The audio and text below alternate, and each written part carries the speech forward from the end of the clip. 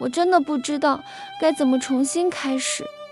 每天醒来都觉得空空的，好像什么都没意义了。小美，我懂你现在的感觉，经历这些真的不容易，但你不需要一下子就好起来。可是我真的好怕自己一直走不出来。亲爱的，我们一步步来吧。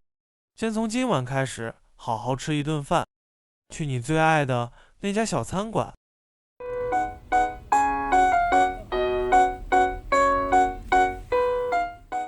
你不是说那里的柠檬鸡特别治愈吗？你吃了一定会开心的。吃了柠檬鸡，再去喝你最爱的丝袜奶茶。好，谢谢你，小刚。你总是知道我需要什么。一步步来，我会一直在你身边，你不再是一个人。好，让我们一步步来。人生的低谷不需要一个人扛，一步步来吧，有人陪你一起走。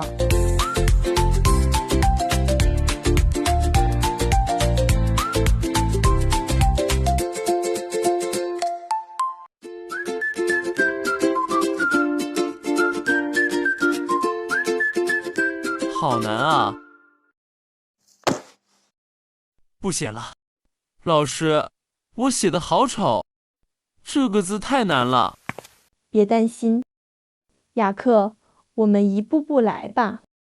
先看清楚笔画顺序，再慢慢练习。可是我总是写错。你看，爱这个字有10画，我们先写前3笔。练熟了再继续。你已经很认真了，继续坚持就会越来越好。真的，可以吗？当然可以。写字就像种花，慢慢浇水，一步步来，就会开出漂亮的花。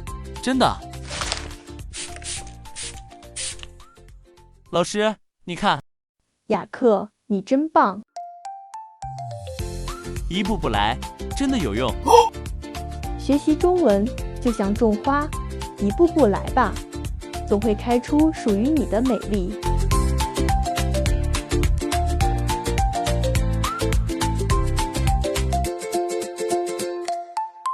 谢尔万，你看看这个流程图。芳芳姐，这个项目流程我还不太熟，怕耽误大家进度。没关系，谢尔万。我们一步步来吧，先从了解客户需求开始。我还可以带你看看之前的案例，很快你就上手了。这份客户需求好复杂啊。那先看看这份参考吧。看不懂，真的看不懂啊。芳芳姐，大家都好熟练，我怕跟不上。你已经做得很好了。可是，我们不是要你一下子掌握所有内容，而是希望你慢慢融入，一步步来才是最稳的方式。谢谢芳芳姐，我会努力的。我相信你，一起加油。耶，加油！在职场中，理解和耐心就是最好的支持。一步步来吧，让每个人都能安心成长。